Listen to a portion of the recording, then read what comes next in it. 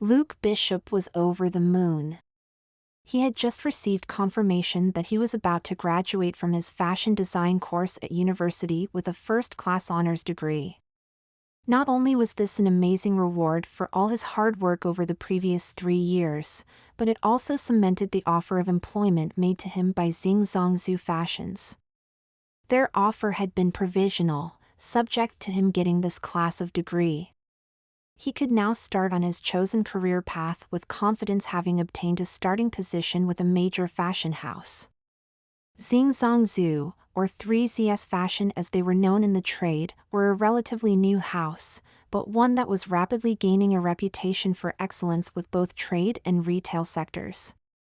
They specialized in designing funky, slightly way-out clothes for both women and men. This was a lucrative and hence highly competitive market. 3ZS had carved out niche for themselves by ensuring that they only produced clothes that they had conceived and designed totally in-house. Many of their competitors could not be bothered to undertake original design work and focused instead on adapting the designs of prestigious couture houses and producing rip-off copies that could be manufactured cheaply in third-world sweatshops. 3ZS had 2 main areas of activity. They produced garments under their own label that retailed through boutique clothing outlets. They also undertook design work for a few prestigious chain stores.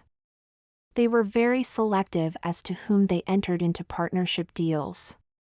One of their criteria was an insistence that all their clothing had to be manufactured ethically, with workers being paid a proper wage, and in safe, well-resourced premises. Luke felt himself privileged to be joining such a high-profile company, which would not only give him an excellent grounding in the trade but would also look good on his CV as he sought to progress through the industry. Growing up, Luke had always known he wanted to be a fashion designer. Whilst other boys his age tinkered with cars and motorbikes, he would be poring over fashion magazines and making his own clothes. Now, for most boys, such behavior would have branded Luke as a sissy and banished him to the fringes of school society. Fortunately, however, Luke was not a shy and retiring type. He was an excellent all-round cricketer, batting in the middle order and bowling medium-fast seamers. He also wasn't afraid to stand up for himself when confronted by bullies, and, once having blooded a few noses, he soon became to be accepted as a slightly odd but decent chap. He was also popular with the girls as, once they discovered his skill as a tailor, he was inundated with requests to help them make outfits for special occasions. All in all, Luke had had a good time at school, and this had continued after he moved on to university. Nearly all the other students on his design course were young women. This did not faze Luke. In fact, it proved to be a great advantage as most of the other guys on the course were gay, and this meant that Luke had the pick of attractive young women for his girlfriends. Not that he had time to get into any serious relationships. Having set his sights on obtaining a good degree, he knew he would have to work hard during all 3 years. And, of course, this dedication had eventually paid off for him. Not that life at university was all work. Luke joined the drama club and had a great deal of fun designing and making costumes for a wide variety of productions. Fortunately, with the agreement of his tutors, much of his drama work was able to be included in the practical assessment part of his course. Anyway, that was all now in the past as Luke prepared to enter the big wide world of commercial fashion design. During his time at university, Luke had developed a very personal and idiosyncratic dress style. He invariably dressed entirely in black, wearing clothes of a slightly androgynous style, which, of course, he made himself. His trousers were always slim cut from fabrics more conventionally used for women's clothing. He also favored billowy, lightweight shirts and shiny black patent shoes. He grew his hair long and wore it tied back in a queue with a black ribbon. But Luke did not look camp. He presented himself in a way that was stylish and uniquely his own. Luke saw no reason to change his dress code on joining 3ZS, so on the first morning pitched up wearing trousers made from raw silk, a tight-fitting black t-shirt under a waisted, single-button jacket, and black patent ankle boots with a 1-inch Cuban heel. No one batted an eyelid. He fitted in immediately. After having gone through the usual processing with human resources, Luke was introduced to the designer for whom he would be working as a second assistant. This title meant little. He was effectively a gopher, expected to undertake minor chores deemed necessary by anyone higher up the food chain. Luke's boss turned out to be Lily St. Clair. He was delighted as Lily was one of the designers whose work he most admired. For the first weeks and then months, Luke labored at his trade. He made endless cups of coffee, learned his way round the rag trade district of London as he took samples and part-finished garments to one establishment or another. He loved every moment of it. Okay, it was frustrating not to be able to work on designs of his own, but he had known that this dog's body role was an inevitable first rung on the ladder. Anyway, he could, and did, always work up new ideas in his sketchbook during the evenings back at his flat. One day, after he had been at 3ZS for about 10 months, Luke was unexpectedly asked by Lily St. Clair to step into her office. "I hope you don't mind," she started, "but last evening as I was leaving the office I couldn't help noticing your sketchbook that you had left open on your desk. I liked what I saw and have to confess to browsing through the whole book." "I hope you don't mind?" "No, of course not," Luke stammered in reply. "Only I think you have developed a real sense of our house style and have taken your ideas in a direction I would love to explore further," Lily continued. Luke blushed with pleasure and sought to bring himself under control. "That is very kind of you," he responded. "I have always admired your own personal work and have tried to merge my own ideas with what I am learning from you. Well, I think you should take some time off the treadmill and work up some of your ideas into a proper portfolio and then bring them back to me," Lily announced. "You are clearly comfortable working at the boundaries of gender-specific style. I love your own androgynous appearance and would like to reflect that in our new collection. What I have in mind is a range of clothing that would appeal to both men and women and which could be made up in exactly the same styles and fabrics but cut in both male and female sizes. What do you think? Would you be interested in working on such a project?"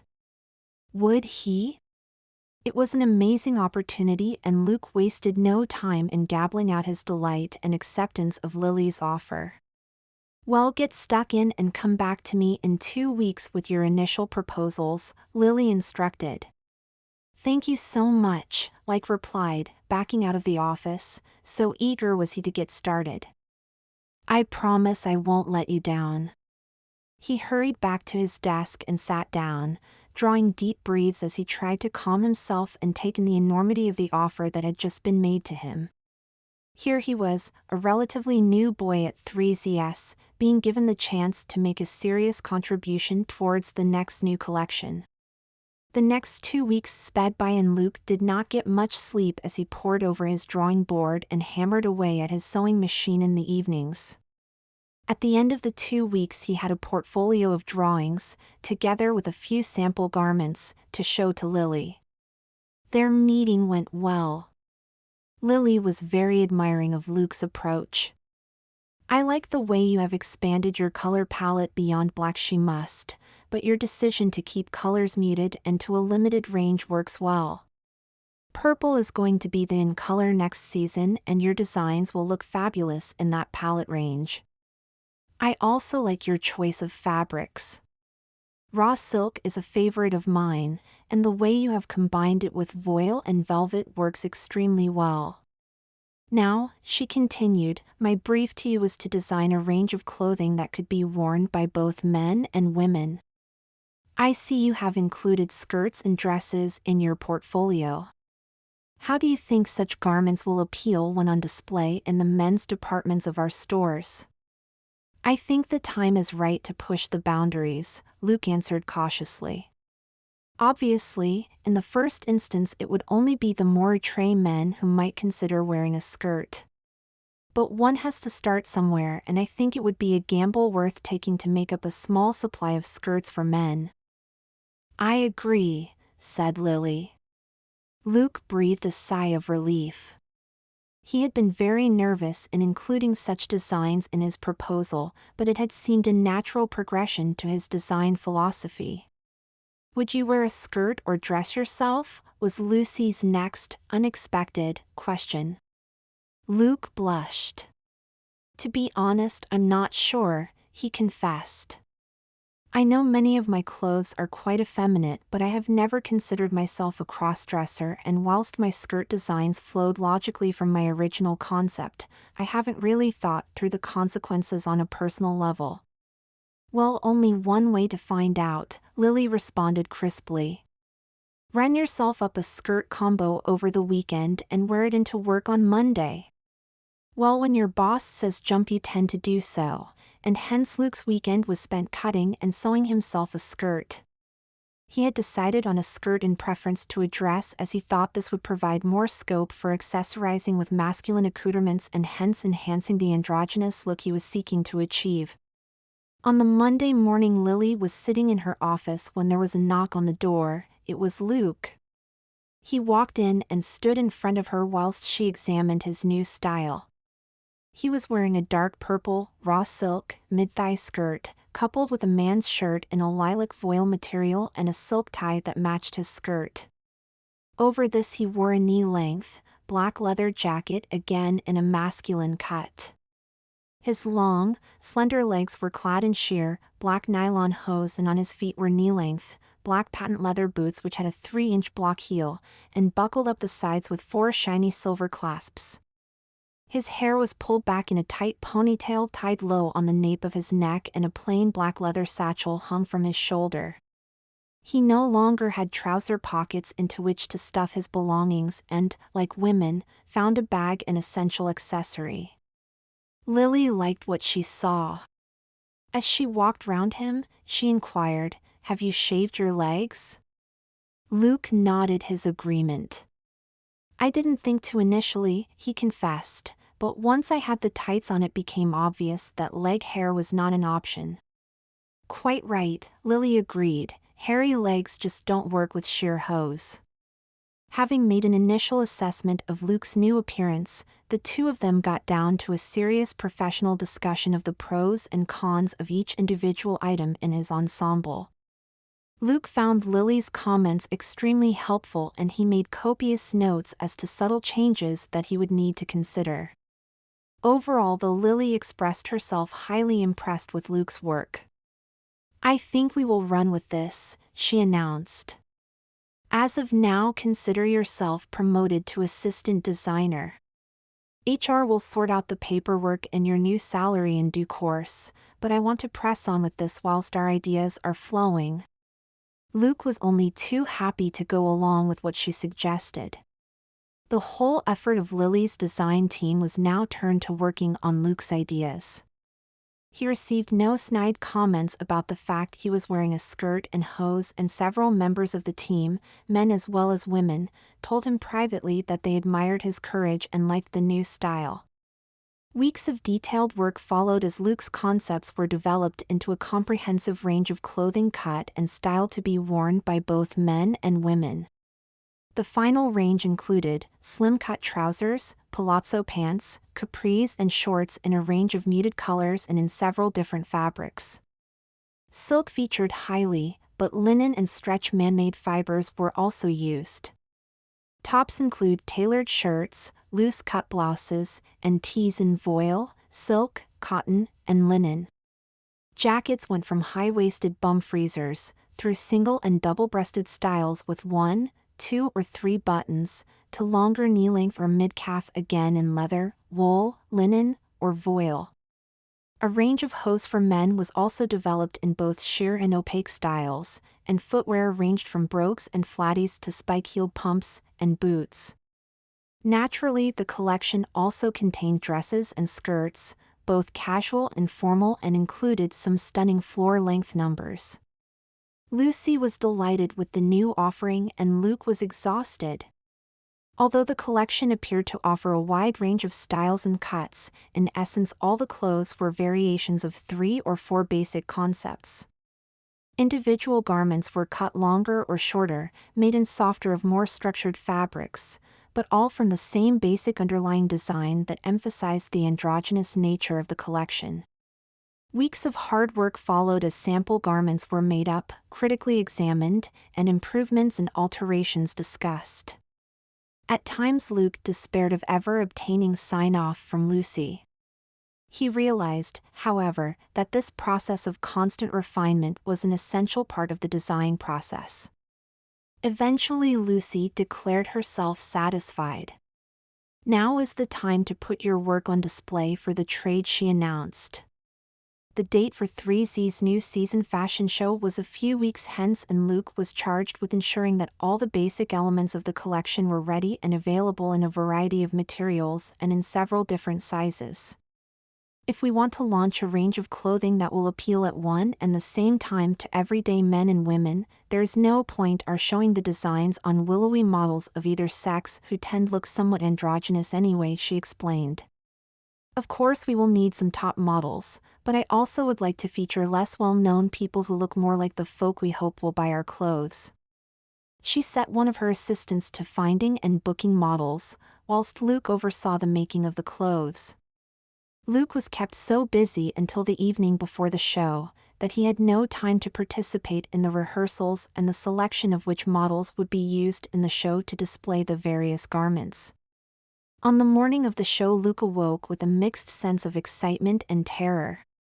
The outcome of the day would, to a large extent, determine his future career. If his designs were liked by the trade and received good reviews, he was on his way up the career ladder. If, however, the show flopped, he would find it hard to recover the ground lost. He went into work with a lump in his throat. For luck he decided to wear the trademark black ensemble he had chosen for his first day at 3Z's. He was the first one into work, although Lucy and the rest of the team were not far behind. The show started and the first models set off down the catwalk with a well-known presenter describing the concept behind the collection. To his relief, Luke could hear the buzz of excitement rising from the audience. "Well done," Lucy breathed in his ear. "We not only have most of the top fashion editors from the press here but a goodly number of A-list celebrities as well. This will ensure we get plenty of coverage tomorrow's papers and later in the glossy magazines." The show continued and Luke busied himself helping models get into and out of the different garments. All too soon the climax of the show was approaching.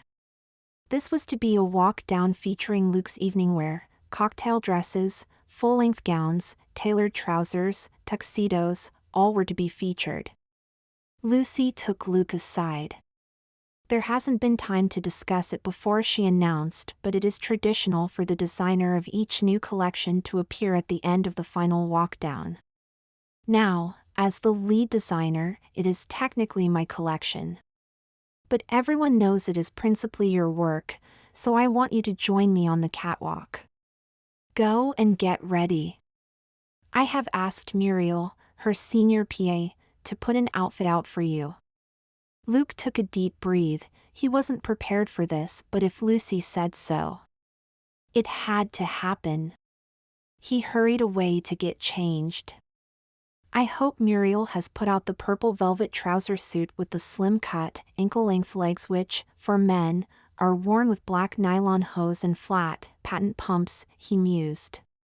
"With the waisted jacket and the open neck, lilac voile shirt I shouldn't look too much of an idiot."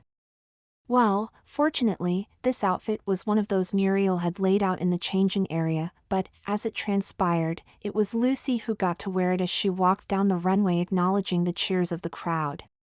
"Thank you," she started, once she could make herself heard, "but the real star of our show is, of course, Luke Bishop. I am delighted to have this young man on my design team and I predict that over the coming years his ideas are going to reshape the fashion industry. So come on out, Luke, and give everyone a glimpse of the future." Nervously, and trying to smile, Luke stepped through the curtain into the limelight. He bowed as the applause once again erupted.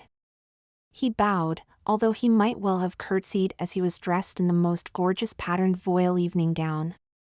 The fitted bodice was cut low in a V at the front, displaying Luke's firm, hairless chest. The sleeves billowed out before being caught in a long, buttoned cuff. The flowing skirt was actually cut as palazzo pants, below which his nylon hose and spike-heeled shoes peeped enticingly. Luke's hair had been released from its customary ponytail and now, brushed out, fell softly across his shoulders. Muriel had applied a light makeup of lilac eyeshadow, mascara, and pale pink lipstick. Long silver earrings hung from Luke's pierced ears, and he wore a couple of rings on his fingers. Luke was the epitome of the androgynous male he and Lucy had striven so hard to design for. Well, actually he probably had fallen somewhat on the feminine side of androgynous in this particular ensemble. Acknowledging the applause of the crowd, Luke slowly allowed reality to sink in. His designs were a success. From now on he would be on his way and, in due course, would no doubt be able to offer clothes under his own label. But for now this was enough. He knew he still had much to learn and that Lucy was the ideal person to teach him. He grinned inwardly as it suddenly struck him that from now on he would probably spend as much time wearing skirts and dresses as he would trousers. Heels, makeup and jewelry would become routine elements in his personal grooming. Still, this was the look he had wanted to promote, and it was only right that he, personally, should take the lead in publicizing it. I wonder what Mom and Dad will make of this when they see reports and photographs in the papers in the morning, he mused inwardly. I just hope they will be proud of me.